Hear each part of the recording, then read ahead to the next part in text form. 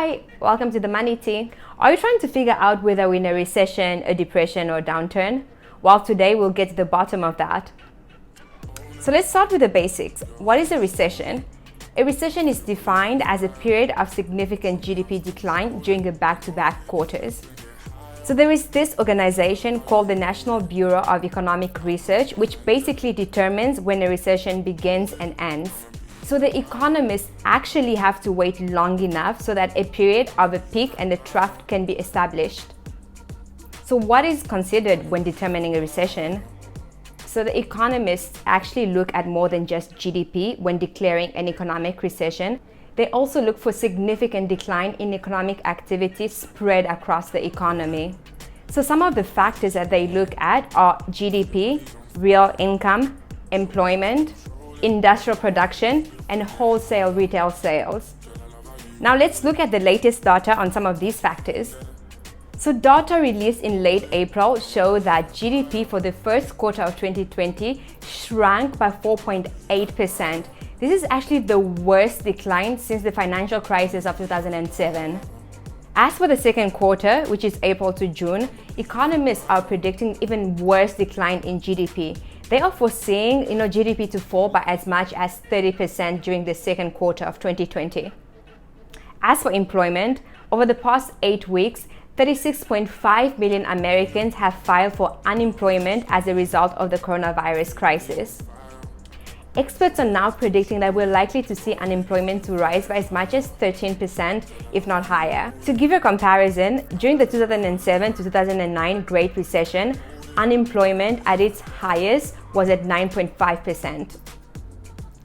Consumer spending tumbled 16.4% in April. This is actually the highest on record. A lot of businesses have closed down their physical locations, and even companies are cutting back on production because of a significant decline in demand. Think of it even from your point of view. You're probably not going out to restaurants or buying as much as you used to. In addition to that, you're not going to any concerts or sporting events, or a lot of your travel plans have also been cancelled. All of this reduced spending also contribute to this data. So when you look at all of these factors, it is safe to say that yes, we are in a recession. But then the reason it hasn't officially been called a recession is because experts are waiting for a bit more time and more data. Another less obvious reason it hasn't officially been called a recession yet is because of the psychological impact. By this, I mean that when businesses hear recession, they'll probably stop a lot of the spending plans, they'll put a lot of major projects on hold, and they'll also probably implement a hiring freeze. And what about people? Like, even with you, when you hear recession, you're not going to go out and spend as much. You're more likely to save and not be as free with your spending as usual. So all of this will probably result in a self-fulfilling prophecy. So what do we know? Well, the US is probably in a recession, but so is a lot of major economies in Europe and a lot of other countries as well, such as Brazil, Canada, Japan, South Korea, Mexico, South Africa.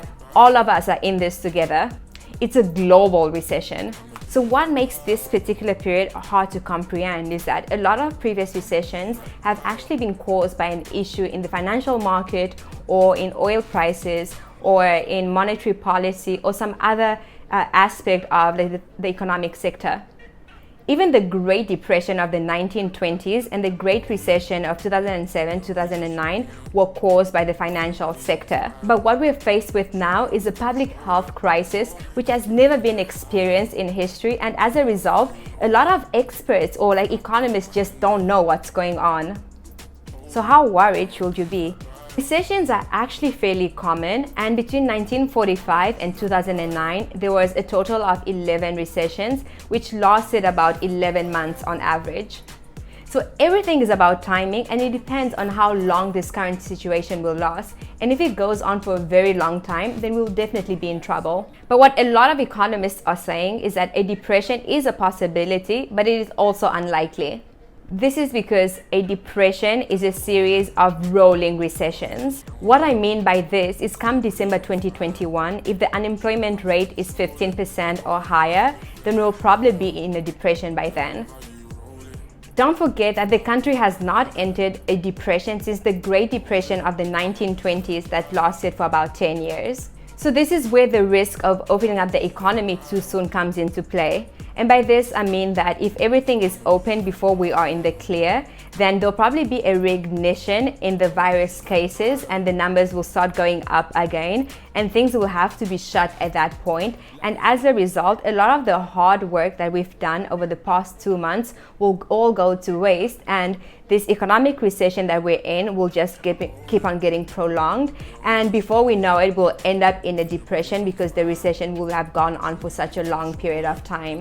So what you need to know is that yes, we are certainly in a recession right now, and if the unemployment rate keeps on going higher and higher, and a lot of the data that we previously looked at just keep on getting worse and worse for a very long period of time, then yes, we'll probably head into a depression. Whether it's a recession or depression or downturn or whatever other label we give this current situation, it will probably feel like a depression because the unemployment rate is bound to be high for a very long period. So what I will recommend is that you take the time to sit down and understand a lot of these government policies that have been put in place. Get to know them and understand how they can help you if you've been impacted by the crisis. Also, this is a good time for you to clean up a lot of your personal finances and probably start by creating an emergency fund if you don't have one. Also, don't forget that the severity of a recession depends on consumer behavior. If you're reluctant to go out and spend once the economy reopens, this will probably be trouble for the recovery. So don't be scared to spend when the economy reopens. That, my friends, is the tea of the day. Until next time, cheers! As always, please don't forget to subscribe.